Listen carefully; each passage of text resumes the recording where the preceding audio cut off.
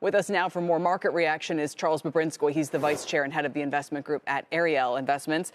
And Charlie, you've watched as we talked last year, obviously in April, when the tariff threat was sort of at its apex as well. Is this going to be similar to that episode? There aren't many things that economists agree on, but almost all economists agree that tariffs are bad for everybody. And the market clearly agrees. That is, I think nobody seriously thought we were going to war over Iceland, but we did think that, than Greenland, that we did think that we could have a lot higher tariffs. Donald Trump seems to really like tariffs. He's been right about some things about tariffs. They haven't caused the inflation that a lot of us were predicting. They've raised more revenue than many of us thought would happen, and he thinks they're a wonderful negotiating lever. The market doesn't agree. I don't agree. Hopefully we can get to a settlement here that does not involve an increase in tariffs, which are fundamentally inflationary. How are you thinking about equities? Do you take this as just a reset? Again, we had this really kind of rip-roaring start to the year. Some kind of pause was certainly due. Yeah, I'm always going to push back on the broad brush about equities. Large cap growth stocks were clearly overvalued, and they're off to a terrible start. Small cap and mid cap value are actually doing pretty well. Mm-hmm. My fund is up about 7% this year. And so we're finally getting, this is not my fingers spinning. This is not a call for looking at the tape in an NBA play. This is rotation. We're getting rotation out of large cap growth into small cap value. Small cap value is reasonably priced right now. Large cap growth is overpriced.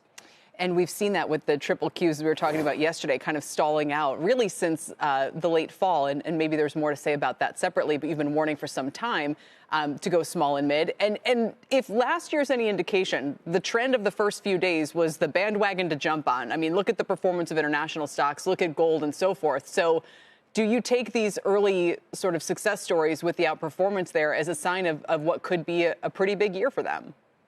I really do. I think the story that's not getting talked about quite enough is inflation. Inflation is stubbornly high. Everybody hears the Fed wants to take it to 2% and thinks that means we will take it to 2%. There are a lot of inflationary forces that are pushing the other direction. Trillion-dollar deficits. Tariffs are inflationary. So there are less globalization is inflationary. Frankly, less immigration increases the cost of labor, and that's inflationary. So for all those reasons, I think the world is now correctly, and the markets are correctly worried about inflation. That's driving gold prices higher. That's going to drive oil prices higher. That's going to drive quality real estate higher. Don't forget that with the Sphere in Madison Square Garden. And people should know that that's what underpins that argument as much as your affinity for, shows there or anything like that. You have a bunch of names that we've talked a lot, obviously, about the frustrating period it's been for energy investors. So Barrick Mining, different story, but you have SLB, you have APA, both for energy investors, for those who are maybe thinking about materials, metals, other stocks like that. I mean, is the message from your point of view then that the entire trade should work for the duration of the year, or do you have to be somewhat selective about it?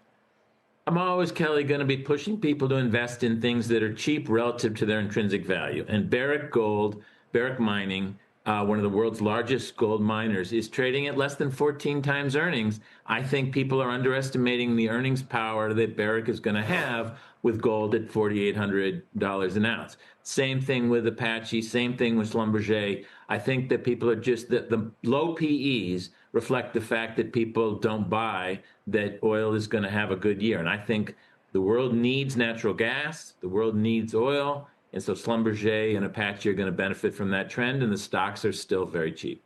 I'm told they're opening a second Sphere in Maryland. Is that right? That's the rumor. Why that location? Why not so something? So that'll be the third, by the way. Third. That'll be the third. Dubai will probably be the second. It's going to be a smaller location. It's going to be a 6,000-seat location, and people are very excited about that because it's capital light for the Sphere. The Dolans will not have to put in a lot of money for that. We're going to see that Wizard of Oz has been a spectacular success, breaking all expectations of attendance.